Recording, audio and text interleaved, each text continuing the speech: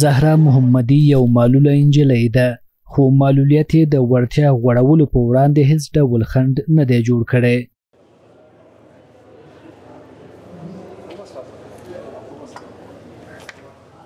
هغې د پښو او لاسونو له معلولیت سره سره انځورګرۍ ته مخه کړې او غواړي له مفهوم او معنا ډکې تابلوګانې جوړې کړي. نقاشی میکنم، کار نقاشی سال مدت 2 سال میشه که بیشتر به نقاشی رو آوردیم و کار میکنم.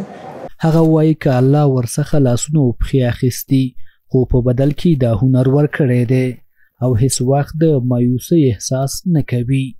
دغه معلولې نقاشې تر 9م ټولګي زده کړې کړي، خو پر نجونو له 6م ټولګي پورته د ښوونځیو له بندیز وروسته د نقاشۍ هنر ته مخه کړې.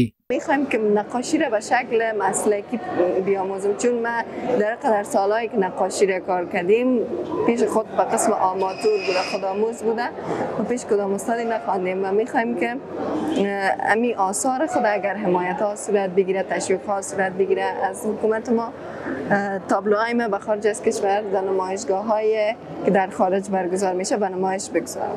د هغې په خبره که څه هم د زده کړو په وړاندې ننګونې شته، خو ناهیلې کیږي نه او غواړي په راتلونکي کې د طب پوهنځی ولولي او ډاکتره شي.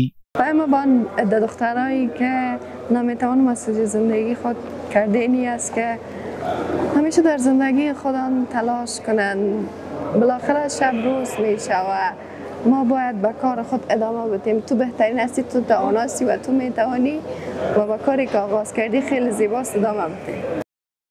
دغه معلوله پیغله د مسؤلینو او نورو مرستندویو ادارو لخوا هڅولو او ملاتړ ته اړتیا لري.